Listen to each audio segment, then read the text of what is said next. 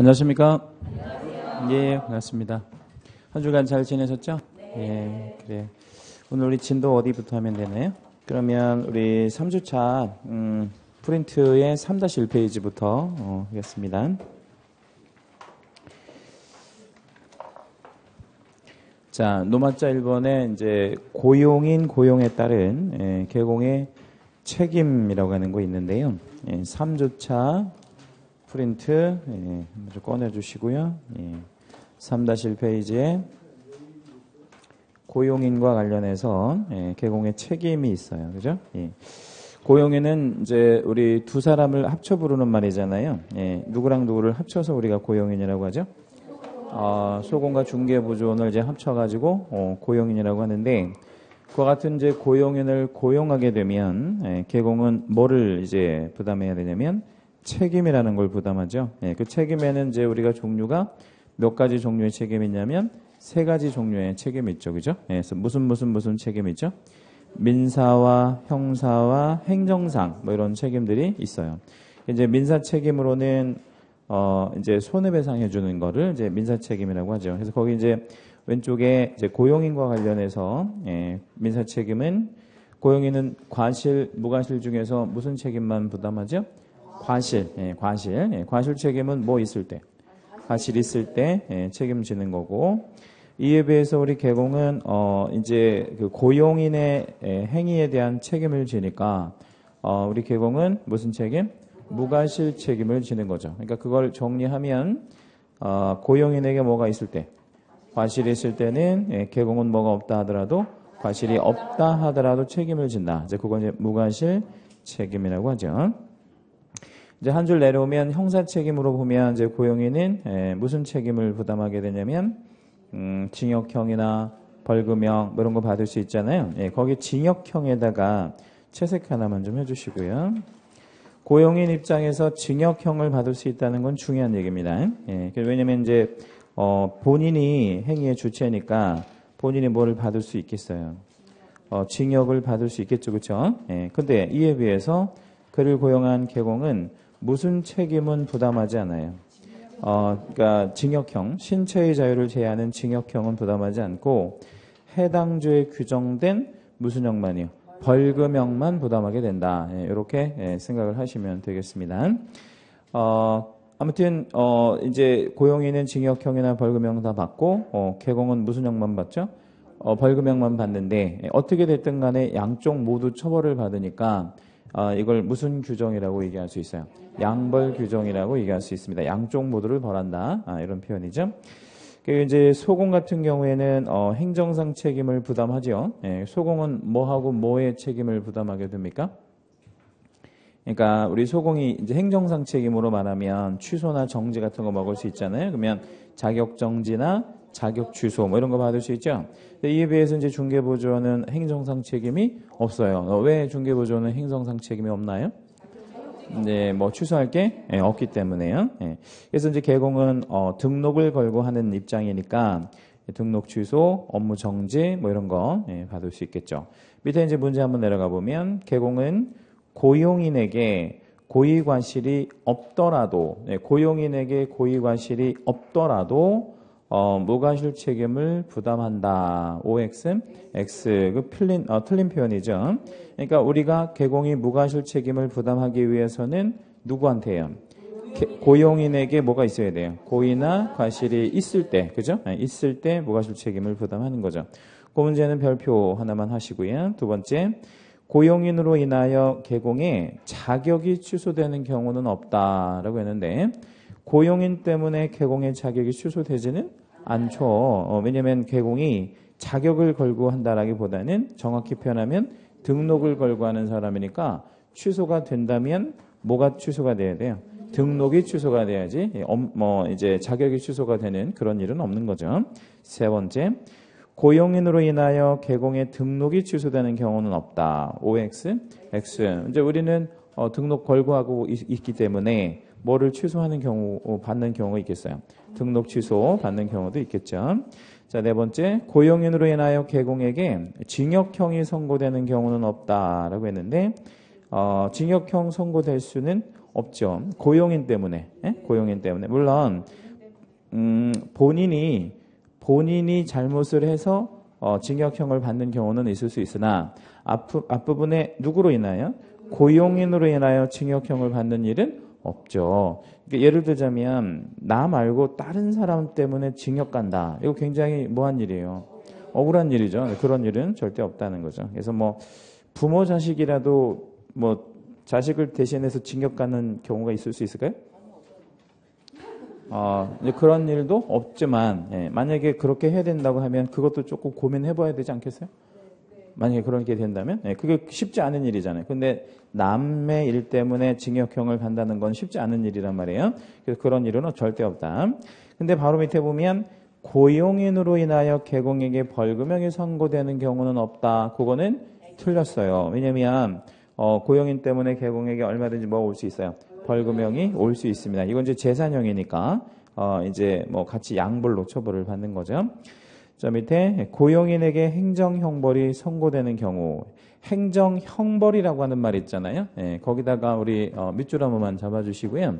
행정형벌은 뭐하고 뭐를 우리가 행정형벌이라고 얘기하냐면 징역과 뭐요? 벌금 뭐 이런 것들을 행정형벌이라고 얘기합니다. 징역형, 벌금형 이걸 이제 형벌이라고 하는데 이게 이제 선고가 된다면 징역이나 벌금형이 선고된다면 개공에게는 언제나 벌금형이 선고된다라고 했어요. OX, X. 왜 X? 언제나 벌금형이 선고되는 것은 아닌데 왜 아니냐면 경우의 수가 이제 이런 경우가 있겠죠. 고용인의 행정형벌을 선고받은 것이 업무하고 관련된 것이 아니라면 그렇죠? 업무하고 관련된 것이 아니라면 누가 책임질 필요는 없어요. 개공이 책임질 필요는 없잖아요. 일단 그런 거. 그 다음에 만약에 고용인이 업무하고 관련해서 형벌을 선고받았다 하더라도 개공이 뭐와 뭐를 게을리하지 않았다면 주의감독을 게을리하지 않았다면 뭐가 선고되지는 않아요. 벌금형이 선고되지는 않으니까 면책 규정이 있는 거죠. 그래서 언제나 벌금형이 선고되는 것은 아닙니다. 그 밑에 양벌이라는 게 뭐냐면 고용인 때문에 개공이 같이 처벌받는 거를 양벌이라고 하잖아요. 그러면 양벌 규정으로 개공에게 300만 원 이상의 벌금형을 선고됐대요. 그러면 결격사유에 해당된다, 해당되지 않는다? 해당되지 않는다. 왜 해당되지 않는다? 이제 우리 결격 중에서 이 법이 아닐 때도 뭐가 아닌 거죠? 결격이 아니고 300만 원 미만일 때도 결격이 아닌데다가 그리고 무슨 규정으로 벌금형을 받았을 때 양벌. 이건 내가 잘못한 게 아니니까 그럴 때는 뭐가 아니라고요? 결격이 아니다. 이렇게 이제 우리 대법원이 판시하고 있죠. 자, 우리 기본서 166페이지 한번 가보겠습니다. 기본서 166페이지 한번 가보시고 기본서 166페이지 한번 가보실게요.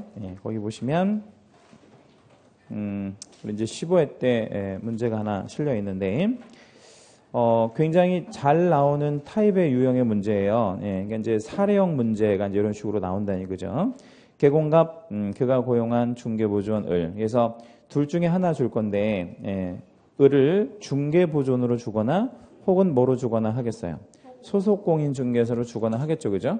해놓고 이제 이거에 관한 틀린 거 찾으랍니다. 1번 을이 고의과실로 의뢰인에게 손해를 끼친 경우에 갑은 손해배상 책임을 지는 거 맞습니까? 왜냐면 연대 책임이니까 을이 뭐 잘못해서 의뢰인에게 손해를 끼쳤으면 손해배상 책임을 지는 거예요. 2. 을이 업무상 행위로 중개 의뢰인에게 손해를 끼친 경우에 갑이 무과실이면 지금 을이 손해를 끼쳤잖아요. 근데 갑이 즉 개공이 무과실이면 손해배상 책임은 당사자인 을에게 한정된다. OX, X. 누구도 책임 있어요. 갑도. 이걸 소위 말해서 무슨 책임이야? 무과실 책임이라고 얘기를 하는 거죠. 3. 을로 인하여 손해를 입은 중개 의뢰인은 갑과 을에 대하여 그 갑을에다가 이렇게 밑줄 한 번만 잡아주시고요. 갑을이 무슨 책임? 연대 책임. 그래서 연대 책임을 지니까 여기 연대 채무자니까 연대에서 야 너네들이 연대 채무자니까 같이 갚을래? 이렇게 연대에서 물을 수도 있고 또는 어떻게도 물을 수 있대. 선택적으로도 물을 수 있다라는 뜻은 무슨 뜻이에요? 선택적으로 물을 수 있다는 건. 한 사람 선택해서 야 너가 더 갚아 이런 식으로도 할 수 있다 이렇게 생각하시면 됩니다. 그러면 여기서 연대해서 이렇게 청구하게 되면 큰 문제는 없을 것 같아요. 반반씩 갚아야 되는 뭐 이런 문제 나오니까. 그런데 어떤 한쪽을 선택해서 청구를 하게 되면 선택받은 입장에서는 조금 억울한 측면이 있을 수 있죠. 예, 그래서 그걸 이제 보충해주기 위해서 4번이 있는 거예요. 4번이 뭐냐면 의뢰과실로 갑이 의뢰인에게 손해배상을 했다면 갑은 의뢰에게 뭘 행사할 수 있다?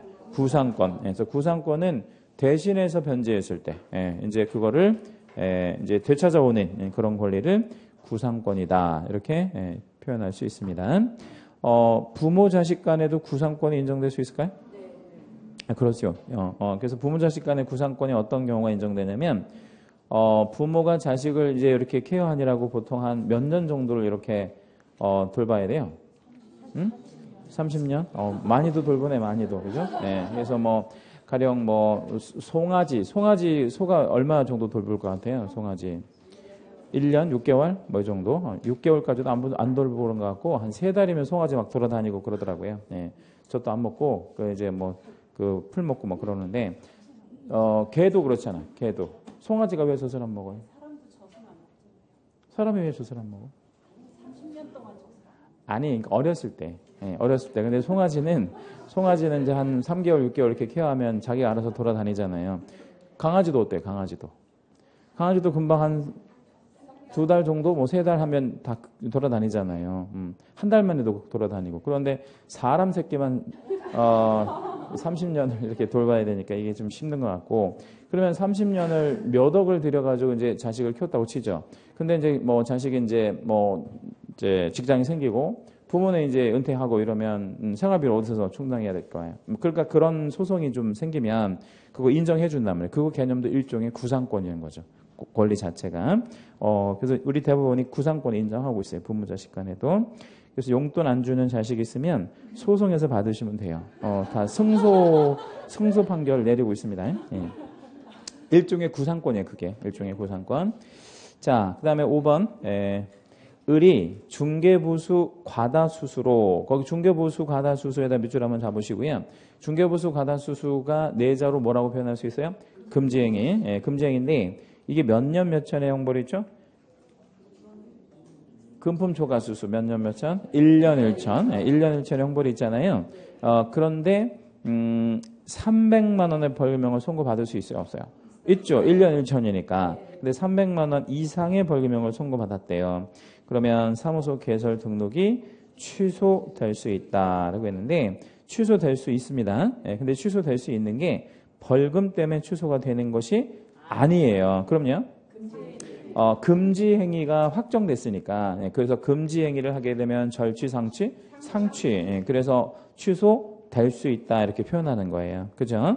다시 요 5번 문항은 벌금 300만 원 받은 것 때문에 취소되는 게 아니라는 거 주의하셔야 돼요. 그러면 뭐 때문에 취소된다고요? 금지 행위 때문에 취소가 되는 거구나. 이렇게 이해를 좀 하고 계셔야 해요.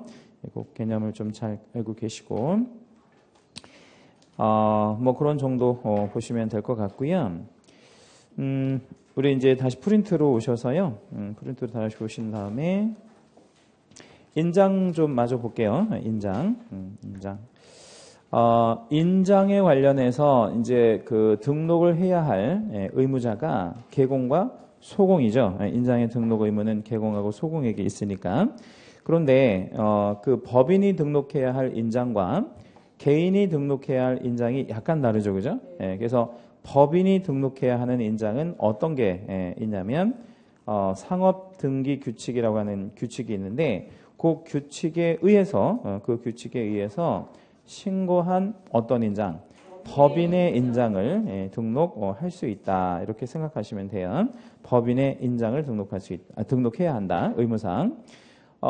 이에 비해서 분사무소는 법인이니까 분사무소도 법인의 일종이니까 어떤 인장을 등록하거나 법인의 인장 위에서 보시는 그 법인의 인장을 등록하거나 법인의 인장을 이제 등록하면 주된 사무소 인장을 왔다 갔다 해야 되는 불편함이 있으니까 이거를 조금 그 분사무소 전용 인장 형태로 등록을 해놓을 수도 있죠. 그래서 그거를 뭐라고 하냐면 법인의 누가 보증? 대표자가 보증하는 인장을 등록할 수 있는 거죠. 그래서 오른쪽에 보니까 선택사항이다 이렇게 돼 있죠.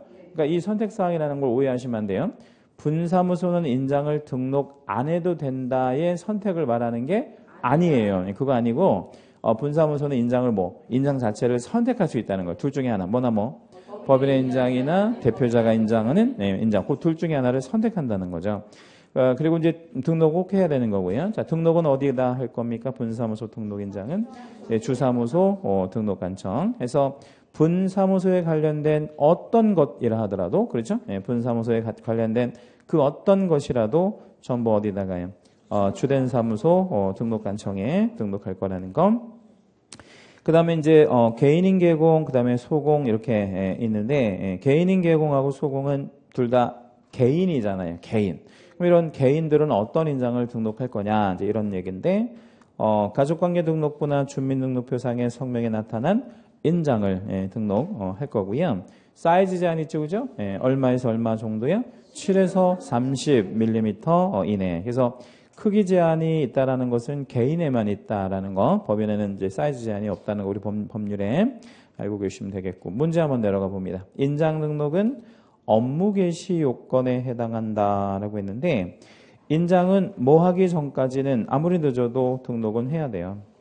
업무 개시 전까지는 등록을 해야 되니까 그럼 업무 개시 요건이다 이 말은 맞는 말이에요? 틀린 말이에요? 맞는 말이죠. 옳은 표현입니다.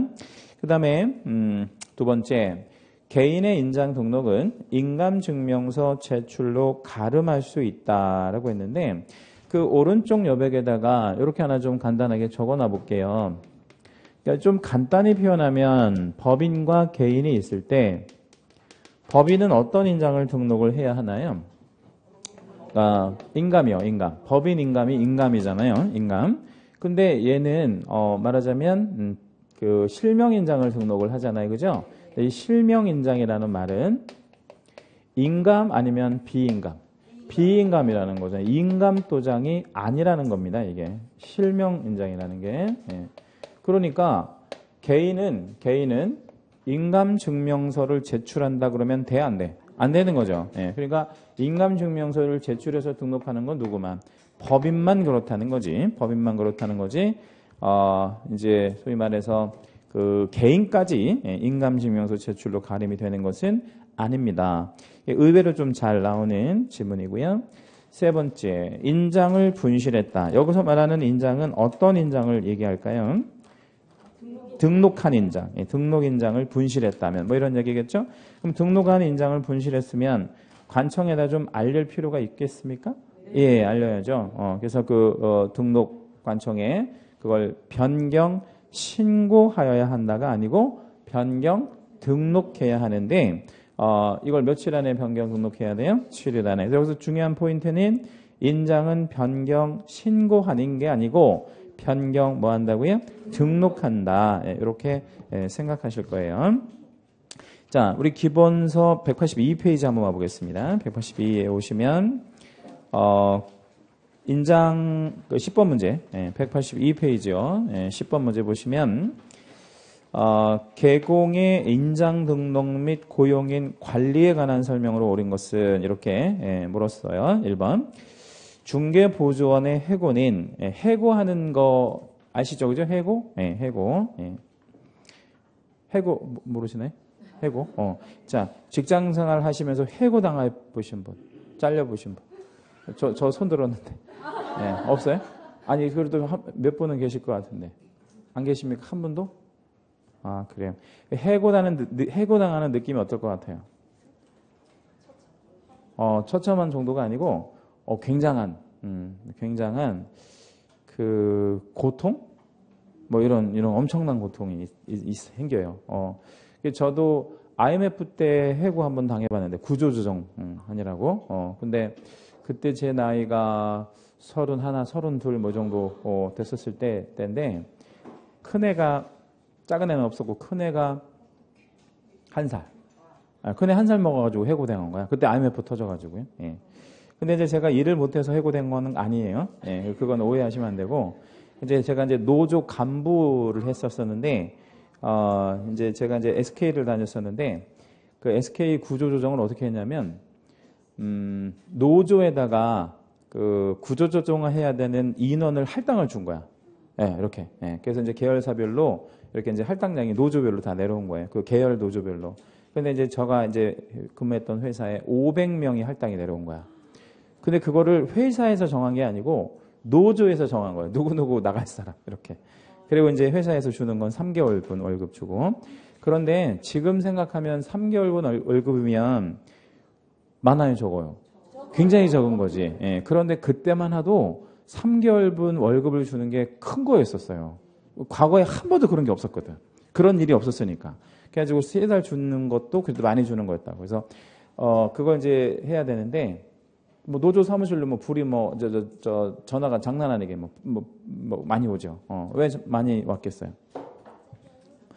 이제 나 잘려 이게 아니고, 나는 안 된다고, 뭐, 나는 안 된다고. 왜 안 돼? 뭐 이제 처자식 있고 뭐 딸린 식구 있고 부모님 모시고 살고 뭐 이런 거. 그리고 빚도 많아가지고 나 지금 딸리면 죽는다고 뭐 이런 전화가 막 수백 통이 막 불나는 거야. 예. 그러니까 이제 그 노조위원 저도 이제 쟁의부장이라고 해가지고 노조에서 제일 강성으로 일을 해야 되는 입장인데 그럼 누구를 자를 거냐고. 그래서 이제 그 노조 지도부들끼리 이제 엄청 싸웠죠. 예, 그것 때문에. 예. 그래서 이제 처음에는 뭐 인사고과 이제 그 점수를 받아가지고 하려고 하는데 도저히 사람이 할 짓이 아니더라고. 전 계열사 저희가 몸담던 그 회사의 인원이 2,100명이었는데 그 중에서 500명을 잘라야 되니까 상당히 많이 잘라야 되는 그런 거잖아요. 그래가지고, 최종적으로 결론을 어떻게 내렸는지 알아요? 그냥 노조원들 다 나가는 걸로. 그래서 노조원들이 다 나와버렸어요. 예. 노조원들이 그냥 다 나온 거죠. 그래서 500명 다 잘렸죠. 예. 500명 조금 넘게 나왔죠. 예. 왜냐면 사람들 분위기가 500명만 이렇게 해달라고 했는데 뭐 가령 그 어떤 부서에서 4명이 근무하고 있었는데 2명이 노조원이면 2명 나가잖아요. 그럼 나머지 2명이 못하는 거야. 일을 할 수가 없는 거야. 4명이 하던 일을 2명이 어떻게 해. 예. 그러니까 그냥 나머지 2명도 다 나와버리고 그렇게 하고 이제 뭐 구조조정 다 하니까 이제 부서를 없애버리고 뭐 이런 경우도 생겨나고 그랬죠. 해가지고 이제 그 회사 잘리고 나서 가장 먼저 한 게 여행을 갔어요. 이제 그 속초 이제 바닷가 여행을 가가지고 근데 그게 지금도 그 사진이 있거든요. 그 사진이 있는데 그 바닷가에 가가지고 이제 애기 데리고 가가지고 이제 애기가 이제 그 갈매기랑 이렇게 노는 사진을 멀리서 이렇게 찍는데 그 사진을 이렇게 찍을 때 그 제 심정이 어땠냐면 나 이제 뭐 먹고 살지? 저 와이프하고 애는 어떻게 먹여 살리지? 뭐 이런 거. 해가지고 이제 제가 무슨 생각도 했냐면 죽어버릴까? 뭐 이런 생각도 했어요. 진짜로. 그러니까 이 회사를 잘린다는 게 정말 극한의 고통이거든요. 그런데 오히려 지금 생각하면 왜 회사를 오래 다녔나 이렇게 후회가 돼요. 진작에 나올 걸.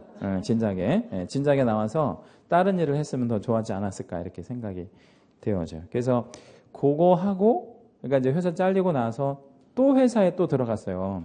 그 회사에 이제 하림 아시죠? 하림. 닭고기를 만드는 건 아니고 닭을 이렇게 키워서 닭을 이렇게 잡는 회사를 이제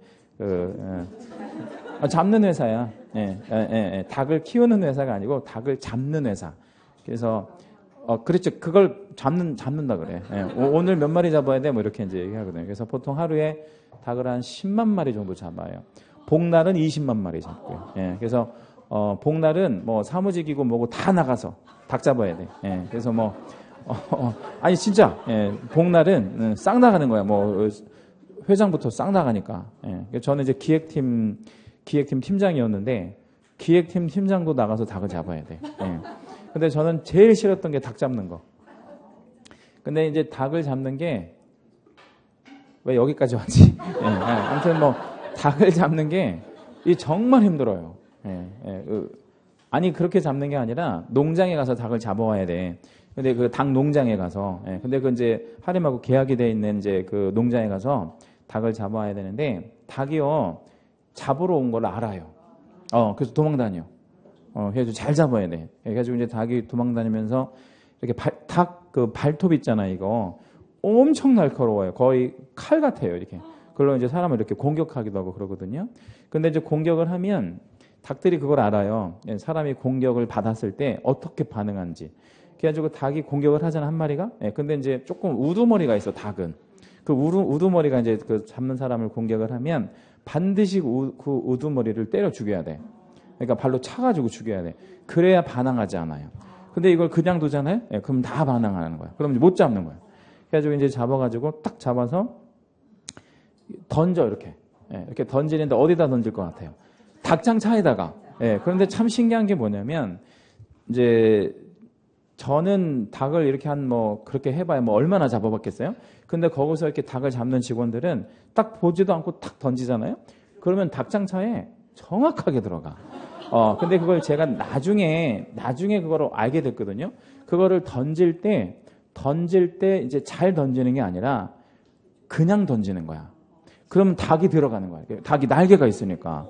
그래가지고 이게 닭장차에 보면 이렇게 경계가 있거든요. 거기 맞으면 죽어, 닭이. 그러니까 지가 날개짓을 해서 정확하게 들어가는 거야.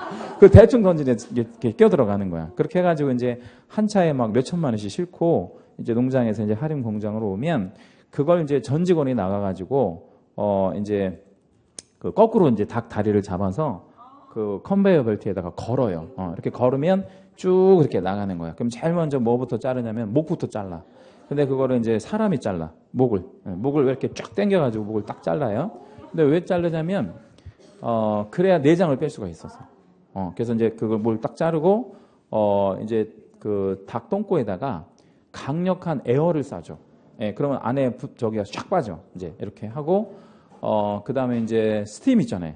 그 뜨거운 스팀 그거를 닭에다가 딱 이렇게 쐬면 뭐가 딱 빠지겠어. 이제 털이 쫙 빠져. 그럼 이제 소위 말해서 뭐가 되는 거야? 통닭이 되는 거야, 이제. 그렇게 하는 공장이 하림이야. 닭을 키우는 공장이 아니고요. 해가지고 이제 이렇게 라인이 두 가지 라인이 있어요. 하나는 이제 그 부분육이라고 해가지고요. 이렇게 자르는 거. 그러니까 이제 뭐 닭다리 뭐 이런 식으로 해서 이렇게 딱 자르는 거. 자르는 거. 여기는 이제 통닭. 통닭으로 이렇게 빼는 거. 이렇게 이제 하는데 부분육으로 가는 닭은 약간 안 좋은 닭이야. 약간. 그래서 그나마 좀 통닭이 좀 신선해요. 그나마 좀 통닭이. 그래서 이렇게 이제 통닭으로 이제 나가는데 보통 통닭을 한 하루에 9만 마리 정도 잡아요. 그리고 부분육은 한 10,000마리 정도 이렇게 이제 잡고요. 근데 여기에서 또 중요한 걸 알아야 돼. 중요하진 않구나, 참 이게. 닭 내장 같은 거 있잖아요. 그거 어떻게 할 것 같아? 그러니까 중요한데 그걸 어떻게 하냐고. 사료로 먹여. 누구한테? 닭한테. 정말 나쁜 놈들이지.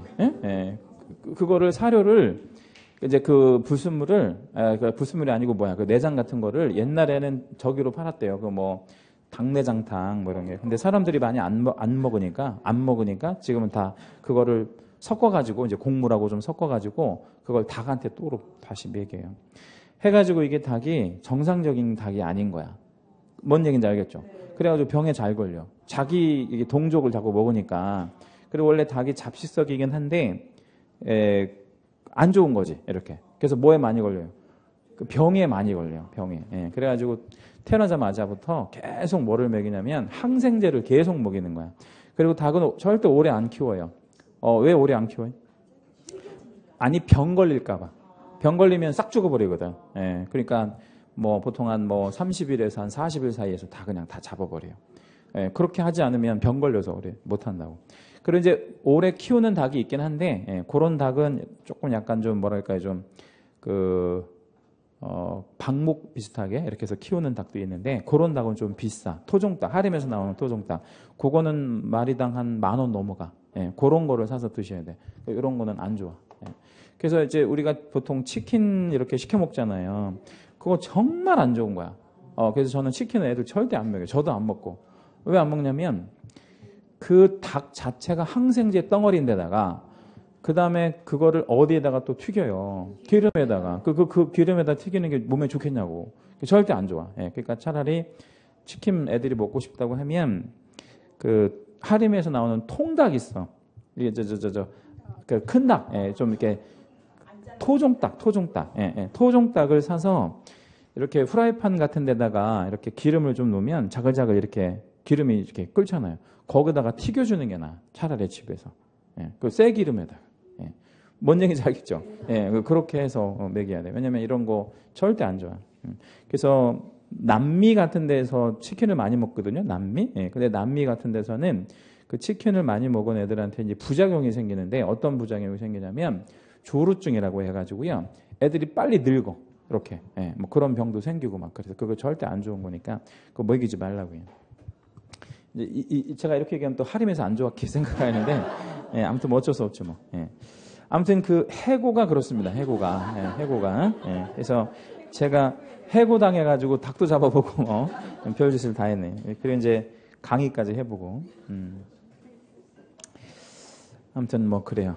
그런데 제가 그 말씀을 왜 드렸냐면 해고 당하고 제가 죽어버릴까? 이런 생각도 했다 그랬잖아요. 예, 근데 생각을 고쳐먹고 야 이게 이렇게 할 게 아니고 열심히 살아봐야 되겠구나 이렇게 생각을 하니까 길이 막 보이더라고.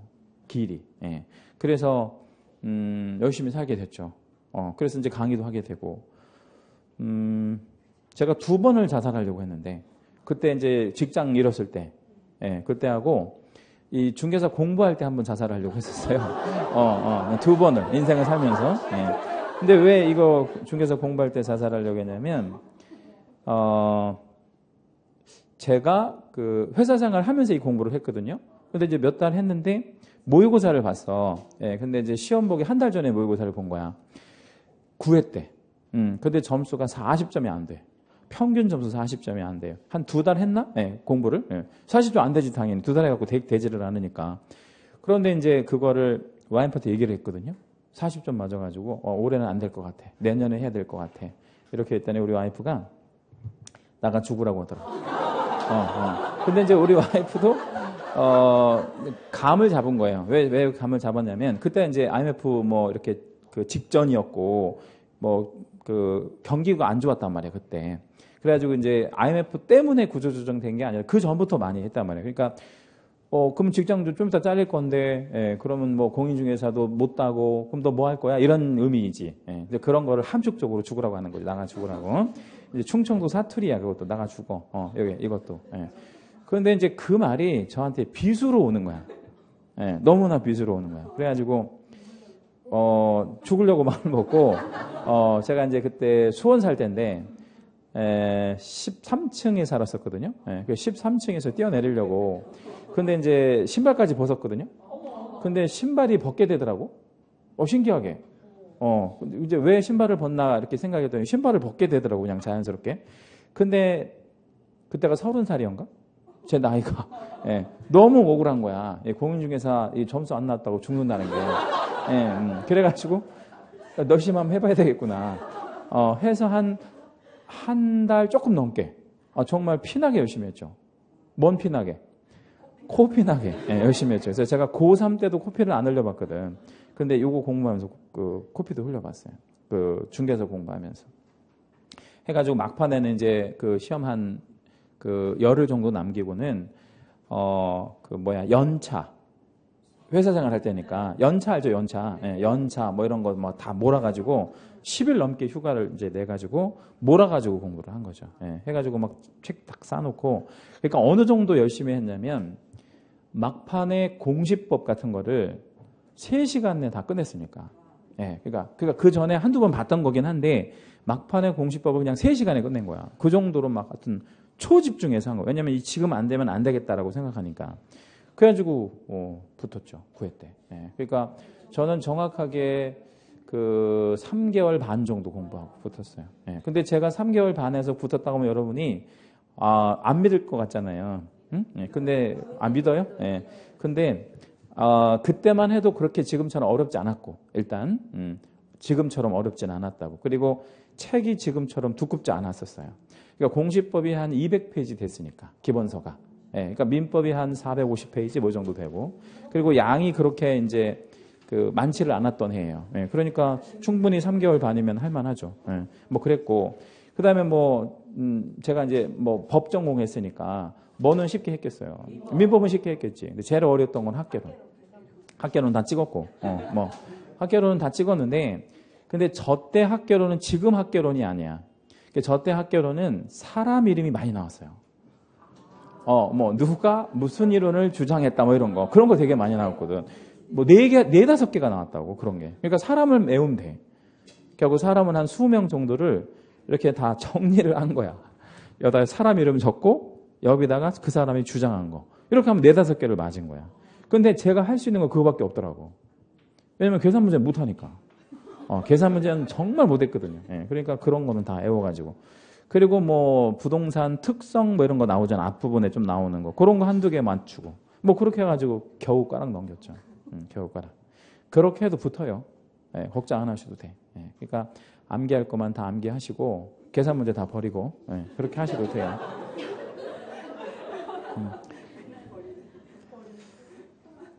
계산 문제를 제가 여러분이 실제로 그런 걸 경험해 보셔야 되는데, 시험 한 번 보신 분 죄송한데 손 한 번만 들어봐 주실래요? 한 번이라도 보신 분 계실 텐데. 제가 2번, 3번 있는데 제가 질문 드려볼게요. 본 시험장의 교실에서 계산기 두드리는 소리가 들리나요, 안 들리나요? 절대 안 들려요. 아니 어떻게 감히 본 시험장에 가서 계산기를 두드려? 그럴 시간이 없다니까. 계산기를 가져가라 그러잖아, 학교론 선생님이. 가져가면 뭐해? 시간이 없는데. 그런 두드리는 소리가 안 들린다고, 아예. 아니, 그게 들리지는 않아요. 그러니까 찍어야지 뭘 어떻게 해. 예, 그거 공부해서 되는 게 아니라니까. 그래서 맞출 수 있는 것만 맞추라고요. 그래도 꽈락은 면한다니까. 예, 계산기 두드리는 소리 절대 안 들려요. 만에 하나 한 명 정도 계산기 두드리는 소리가 들린다고 하면 걔는 장난하는 거야. 이렇게 뭐 이렇게 푸는 게 아니고 뭘 풀긴 풀겠어. 예, 시간 안에. 장난하는 거지. 계산기 갖고 왜 장난하는 애들 있잖아. 예, 그거밖에 없어요. 시간이 부족합니다. 절대. 자, 다시 이제 우리 182페이지로 올게요. 해고에서 너무 많이 나갔네. 자, 해고하면 누가 누구를 해고하는 거죠? 개공이 중개보조원을 해고하는 거잖아요. 그럼 이 해고가 이제 뭡니까? 동그라미 하나 해주시고요. 이게 종료 사유잖아요. 그죠? 예, 그러면 종료가 되는 거니까 신고하나요? 하긴 해야 돼. 예, 관청에 알려주기는 하는데 이런 표현을 썼어요. 고용계약의 법리에 따름으로 이랬잖아요. 여기서 고용계약의 법리라는 게 뭔 말이냐면, 고용계약은 누구랑 누가 하는 게 고용계약이에요? 그 고용계약 위에다 써볼게요. 예, 고용계약은 누구랑 누가? 개공과 고용인이 하는 거죠. 맞죠? 예, 요렇게 둘이 고용계약을 체결하는 거야. 그러면 4인 대 4인이잖아요. 그 사적 자치의 영역이다 이 말이에요. 그럼 누가 관여할 문제는 아니라는 거야.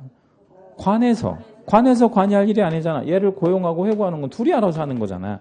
그러니까 그 고용계약의 법리라는 건 사적 자치의 영역이니까 등록관청에 신고하지 않아도 된다 이랬잖아요. 그렇죠? 네. 그러니까 상당히 그럴싸하잖아. 네. 근데 틀렸어요. 왜 틀렸어? 그러니까 고용계약의 법리를 우리 관에서 거스르는 게 아니라, 그걸 규제하겠다는 게 아니라 네 마음대로 해. 고용을 하든 해고를 하든 뭐 사직을 하든 네가 말아서 하는데, 대신 뭐는 해줘? 신고는 해주라는 거지. 신고. 그런 거죠? 네, 그래서 신고하지 않아도 된다. 틀렸고. 해고 신고는 며칠 안에 해야 됩니까? 네, 10일 안에. 자, 2번. 소공의 업무상 행위에 대하여 그를 고용한 개공은 법적 책임이 없다. OX, X. 책임 있죠? 자, 책임은 몇 가지 책임이 있어요? 아까 우리 조그맣게 보셨는데 3가지. 네, 민사, 형사, 행정상. 책임 다 있죠? 네, 책임이 왜 없어요? 있어요. 3. 개공이 소공을 고용한 때, 고용일로부터 30일 이내에 등록관청에 신고해야 한다는 명문의 규정이 있다. 이런 거 없죠? 고용신고는 언제까지? 10일 아니고 업무 개시 전. 네, 고용신고는 업무 개시 전까지 해야 됩니다. 요거 한번 정리해 봐 드릴까요? 문제 밑에다 한번 적어 볼게요. 고용신고가 있고, 그렇죠? 고용관계 종료 신고가 있잖아요. 고용신고는 언제예요? 언제까지 해야 돼요? 업무 개시 전. 그런데 고용관계 종료 신고는 아까 10일 이내에 한다 그랬잖아요. 예.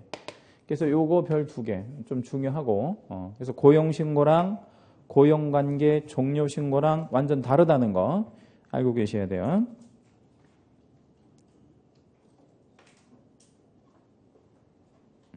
(4번도) 틀렸죠 그러면? 예, 30일 안에 신고 가능이 아니잖아요. 업무 개시 전까지 해야 되니까. 4번. 소공은 중개행위에 사용할 인장을 등록관청에 등록하지 않아도 된다. OX. X. 등록해야죠? 예, 언제까지 얘도? 업무 개시 전까지 당연히 해야죠. 5번. 예, 개공은 등록 인장을 변경했을 때 인장을 바꾸면 그 바꾼 인장은 뭐 하는 게 맞아요? 변경 등록해 주는 게 맞죠. 변경일로부터 며칠 안에 7일 안에 그 변경된 인장을 등록관청에 반드시 뭘 해줘야 돼요? 등록이라는 거 해줘야 됩니다. 그렇게 개념 잡고 계시면 되겠고요. 우리 그 175페이지에 있는 OX 문제 지난주에 풀었나요? 안 풀었나요? 175페이지에 있는 OX 문제? 안 풀었나요? 그거 한번 좀 볼게요. 175 OX 문제 한번 보겠습니다. 지난주 거 복습하는 의미로 한번 쭉 보죠. 1번. 중개사무소 개설 등록은 개공이 중개업을 적법하게 영위하기 위한 적법 요건이다. 이 말이 어려운데 이렇게 쉽게 풀어드리면 등록을 왜 하느냐 이 말이에요. 응? 등록을 왜 하지? 처벌 안 받게. 처벌 안 받으려고 등록하는 거 아니에요? 그 말을 쉽게 표현하면 그거에 이기고 법률적으로 표현하면 무슨 요건이야? 적법 요건이죠. 등록 없이 하면 불법이니까 적법 요건이다. 2번. 중개법인의 자본금 5천만 원 이상의 상법상의 주식회사여야 한다. OX, X. 요 문제 별표 하나 해주시고 요게 왜 틀렸어요? 꼭 상법상 회사일 필요는 없죠. 회사에도 되고 협동조합도 되고 그러니까 꼭 회사여야 하는 건 아니죠. 특히 회사의 종류가 주식회사만 있는 것도 아니잖아요. 주식회사가 일반적이긴 하지만 모든 회사가 다 주식회사는 아니니까. 3. 중개사무소는 용도에는 무관하나 달라 끊고 용도에 무관해 아니면 유관해요. 유관하죠. 왜 유관하냐면 용도가 안 맞으면 등록이 안 되거든요. 그러니까 용도는 어떤 용도? 업무용 시설이나 1종, 2종 근생. 그래서 거기 2개 쓰시겠습니다. 용도 밑에다가 뭐하고요? 업무용과 근생. 근생은 다 되고요. 공법 시간에 근생 배우시죠? 자, 그 다음에 반드시 건축물 대장에 기재된 건물이어야 한다. OX, X. 뭐가 틀렸어요? 반드시 틀렸죠. 건축물 대장에 기재될 것을 요하는 건 맞아요. 원칙적으로. 그러나 그것이 반드시 그럴 필요는 없죠. 예를 들어서 뭐 되어진다면 사용 승인된 건물 이런 건 적법성을 갖고 있으니까 되는 거지요. 4번. 중개법인은 중개업만을 영위할 목적으로 거기다 채색 하나만 하고요. 별표다만 할게요. 중개업만을 에다가 채색하시고 별표도 하시고 목적으로 설립되어야 한다. OX, X. 그 자리에 왜 채색했냐면 함정 걸리는 자리입니다. 그러니까 무슨 얘기냐면 중개업만을 영위할 목적으로 설립되는 게 아니에요. 우리가. 그러면 그 자리에 뭐 나와야 되죠? 플러스 6개를 합쳐서 뭐라 그러냐면 법 14조 업무라고 해야죠. 정확히 뭐라고요? 법 14조 업무. 법 14조 업무를 영위할 목적으로 설립되어야 한다. 이렇게 표현해야 돼요. 아주 잘 걸리는 함정입니다. 자, 5번이요. 5번 문제는 별표를 2개 하겠습니다. 보증을 설정하지 않으면 등록관청으로부터 등록증을 교부받을 수 없다. 5. 왜 5? 보증 설정을 확인하고, 그렇죠? 얘가 보증을 설정했는지를 확인하고 뭐를 줘요? 등록증을 주니까 보증을 설정하지 않으면 뭐를 받을 수가 없어요. 우리가 등록증을 받을 수가 없죠. 6번이요. 다른 법률에 의하여 중개업을 할 수 있는 법인까지 밑줄 하시고요. 그런 법인을 우리 내자로 부르는 말이 있죠. 그렇습니다. 특수법인이라고 부르는데 이 특수법인은 무슨 법에 의해서 중개업을 하는 건가요? 그러니까 중개업을 얘가 가능하잖아요. 그죠? 네, 가능한데 이게 무슨 법에 의해서 중개업을 하는 거지? 다른 법률. 네, 그러니까 다른 법률이니까 공인중개사 법을 이거 하는 부분에서 적용할 필요가 없는 거죠. 다른 법에 의해서 이게 허용이 되는 거니까. 그러면 공인중개사법상의 등록 기준은 적용할 필요가 없죠. 그럼 이걸 구체적으로 이제 표현할 수도 있는데 예컨대 특수법인의 자본금은 5천만 원 이상이어야 한다. OX? X. 그런 거하고 상관이 없다는 거지. 특수법인의 대표자는 공인중개사여야 한다. X. 그런 거 아니라는 거야. 특수법인은 그런 거 자체를 적용하지 않는다. 7번. 등록증을 교부받지 않고 중개업을 하여도 등록증 없이 중개업을 했대요. 반드시 무등록 중개업 영위자는 아니다. 5. 왜? 뭐 했으면? 통지 받았으면, 등록의 통지를 받았으면 꼭 무등록 중개업 영위자라고 보기는 어렵죠. 그렇죠? 예. 8번. 예. 인장 등록은 뭐 하기 전까지 해야 된대? 업무 개시 전까지 해야 된다. 맞죠? 예. 9번. 공인중개사법 위반으로 징역 1년에 대한 선고유예를 받으면 선고유예. 집행유예 아니고 선고유예. 자, 선고유예는 형의 선고를 받은 거야, 안 받은 거야? 안 받은 거니까 뭐에 해당하지 않아요? 결격사에 해당하지 않습니다. 자격 취소되나요? 아니요. 자격도 취소되지 않아요. 따라서 선고유예는 밑줄 한번 해주시고요. 선고유예 때문에 이후 효과가 있고 없고 없고 예, 이후 효과 없다. 무슨 얘기냐면 선고유예는 아무런 결과가 없다는 얘기죠. 선고유예 받아서 어떻게 된대? 무조건 X. 그 효과가 없으니까 선고유예는 선고를 뭐 한 거야? 유예받은 거니까 안 받은 거죠. 10번이요. 미성년자는 어떠한 경우에도 개공등이 될 수 없대. 어떤 분이 이렇게 또 질문을 해요. 인터넷에. 미성년자가 성년이 되면 개공이 될 수 있지 않냐 이렇게 물어봐요. 맞아? 맞죠? 근데 그런 건 물어보면 안 돼요. 질문을 하시면 안 된다고. 왜 질문을 하시면 안 되냐면 문제에서 뭐라고 그랬죠? 미성년자는 이라고 주어를 줬잖아. 근데 얘가 성년이 되면 개공이 될 수 있잖아요. 이렇게 물어보고 틀렸다는 거야. 그렇게 물어보면 안 되지. 왜 그렇게 질문하면 안 돼요? 응? 아니 제가 주어를 미성년이라고 줬는데 얘가 성년이 되면 그럼 주어가 바뀌어버렸잖아. 네, 그렇게 하면 안 되는 거지. 무슨 상태에서는? 그렇죠. 미성년 상태에서는 절대로 개공이 될 수가 없는 거다. 이런 얘기죠. 네. 그래서 제가 거기다 답글에다 뭐라고 했냐면 그렇게 따지면 세상에 안 될 게 어딨냐고. 네? 그렇게 따지면. 네. 그렇죠? 그럼 죽은 사람도 살아난다면 이렇게 하면 아니 그러면 안 될 전제가 어딨냐고 세상에. 그렇죠? 예. 그래 안 그래? 그렇잖아요. 예. 그래서 약간 좀 문제를 푸는데 너무 좀 이렇게 깊이 들어가시는 것 같아. 그렇게 하지 마시고 11번 공인중개사법을 위반하여 징역형의 집행유예. 집행유예는 선고유예하고는 완전 다른 거예요. 뭐가 다르죠? 형의 선고 받은 거야. 예. 그래서 뭐에도 들어갔어? 결격에도 들어간 거죠. 그리고 형의 선고를 받았으니까 반드시 등록도 취소되고 자격도 반드시 취소되는 게 맞아요. 왜냐하면 이 법을 위반한 징역형의 집행유예니까요. 11번 문제는 별표 하나만 할게요. 12. 등록이 취소되면 반드시 자격은 취소된다. 등록이 취소되면 반드시 자격이 취소됩니까? 아니요. 예. 그럼 요거 별표 하나만 해주시고 거꾸로 뒤집으면 어떻게 되겠어요? 그러니까 그게 이제 뒷장에 가시면 13번에 나와 있어요. 13번 문제 볼게요. 13번에 뭐라고 되어 있냐면 공인중개사인 개공의 자격이 취소가 되면 반드시 등록은 취소된대. OX. 요 문제 왜 5? 자격이 없으니까 등록이 취소가 되는 건가요? 그건 아니에요. 그건 그렇게 답변하면 빵점이에요. 자격이 취소되면 등록이 취소되는 이유는 결격사유라서 그런 거죠. 그래서 13번 문제에 해당하는 별을 5개 할게요. 그거 되게 중요한 거잖아요. 개공이 뭐에 걸리면? 결격에 걸리면 반드시 등록이 취소되는 거잖아. 그 공식이잖아. 예, 제가 제일 중요하게 강조하는 14번부터는 조금 쉬었다 할게요. 다음 시간에.